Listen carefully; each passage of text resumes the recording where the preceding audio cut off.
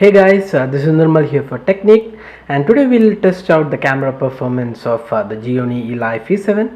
So we covered this device at the launch when back in December last year, and Gionee had claimed that this is one of the best camera smartphones running on Android. So we'll have a look at the features of this camera and see how good the camera is, and let's see whether Gionee's claim is really worth it. So this comes with a 16 megapixel camera and front facing 8 megapixel camera, so that's really high megapixels on this phone. So this is one of the best cameras as claimed by Gionee. So let's open the camera app and see what all features it has to offer. So the camera interface is pretty similar. You can see here the set of options on the left side and a few set of options on the right. So on the right you have the option to switch to video cam, and then you have the option to capture the photos, and then at the bottom you have the option to view the album, the photos taken. And on the left side you have the settings, then shift to front facing camera, and last one is to enable the flash. So let's go ahead and see the flash, the settings. So just click here, and you can see this setting has a beautiful menu, the radial menu, which has quite a lot of options. You can see geotagging, then sound, face detection. So let's just zoom it and show you. So you can see a face detection, level meter, add scene. Then you have these controls from size, white balance, exposure, ISO, etc. Apart from that you have this capture modes. This is normal mode, torch mode, V sign, then you have smile mode. Then apart from that you have the self timer. You can set to 25 seconds, 2 seconds, 5 seconds, as well as 10 seconds. So self timer, you can just rotate this and then set the option. So you can see here it's a really beautiful mechanism. And at the bottom you have this modes. So you have this auto mode, then you have the sports mode, then the night mode is there, then HDR is there, you have panorama, and then back to auto mode. So these are the options in the camera. You can have a minimalistic UI. You can just switch here.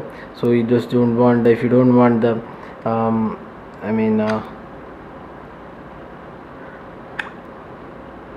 so here you go. If you don't want a that radial kind of mechanism, you have the simple UI, the HDR, the auto scene, and then you have the sound, geotagging, capture mode. So all these are the same menu, but you have a different access to control. There you had this kind of radial mechanism. You have the normal set of options, so that can be toggled from here. So set of but going by the options available, it's pretty good. You have this level meter is a pretty good option. So you can see here, when you switch to level meter, you can see the option here. So when I roll out, so you can see the level meter. So you can see this is the level meter option, so available in this camera. Now you have the option to switch to front facing camera. So from here this camera has an 8 megapixel front facing camera, so that's a really good option to have on a camera. So 8 megapixel camera is really good for selfies as well as video calls. Then you have this option to toggle the flash. So you have the option of auto flash, no flash, as well as the flash mode. So these are the options, and you have the option to switch to video cam. So when you switch to video cam, you can see the options changes. So here the options are changed. So you can set the video quality. High is you have the option high, fine, medium, and low. Fine is 1080p, high is 720p. Then you have the scene mode, time duration, etc. Apart from that, white balance and exposure value. And you also have the other options like anti-shaking. You can enable this option if you're recording videos in an environment where there's the camera is prone to a lot of shakes. So like you're walking or taking videos while walking, so while driving, etc. So these kind of options enable you to have anti-shaking control over your videos. Then you have the geotagging as well as microphone options. So these are the set of options. So now we have tested this camera for quite a long time now, so almost more than a week, and we've taken a different set of photos, and we feel this camera is really capable, and the photos taken with this camera are really cool. The macro levels are really impressive. You can see the photos taken are really cool, and the colors and color reproduction and the values, clarity of photos is really cool. On bright sunlight the exposure is really cool, and you don't find the photos overexposed, or even the colors are really brilliant. And if you're taking photos during night time, the flash is also really helpful, and the low light photography is also pretty good. We haven't seen too many Android phones with really good low light photography, but this one has real good capabilities as low light photography.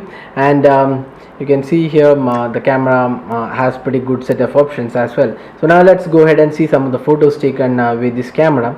So we'll see the samples and then decide the clarity of the camera. So this shot was taken during sunset, and it has come really good, and you can see another shot here. So these are some of the photos taken during sunset. So you can see the clarity is pretty good, the colors are come really good, and even with low light it has come really good. We'll show you some of this is again taken at the same time. You can see the colors of these leaves, it has come really good, and it almost resembles to the natural colors on these leaves.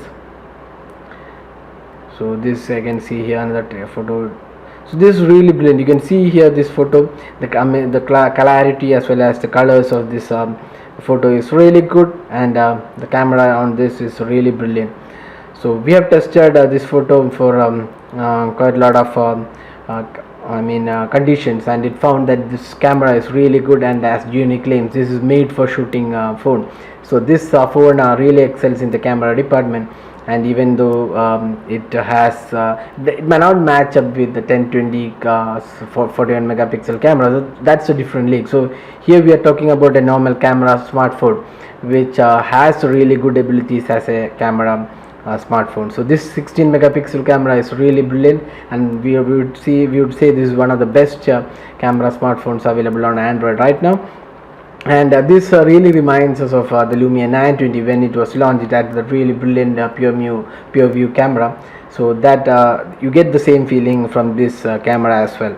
So you can see here this photo is taken during the night with low light. So you can see here another the photo. So the clarity is really good. There is not much of noise included, so the photos have come really good. So again this is another shot. So these are taken during the night with low light. This is another one. So you can see here this is taken with flash. This is a close-up shot of the leaves taken with flash, and here you go, this is without flash. Even without flash this has come really good, and this is another shot. So you can see here this is again taken with flash and without flash.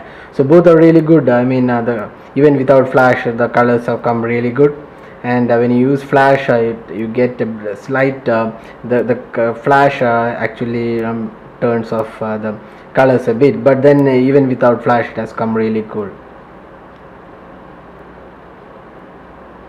So that's the camera review of the Gionee Elife E7. So this 16 megapixel camera is really good and performs really well, and just as Gionee said, this is really made for shooting smartphones. So it has a really brilliant camera. You can try it out for different conditions and you get really good results. So that's the camera review of Gionee Elife E7. And if we have already uploaded the photo samples as well as the video samples from this phone, so you can check out our channel for all those details. If you have any specific queries regarding this device, drop a comment and we'll be glad to help you out with your queries. If you like this video, hit the like button, subscribe for more videos like this, and thanks for watching this video.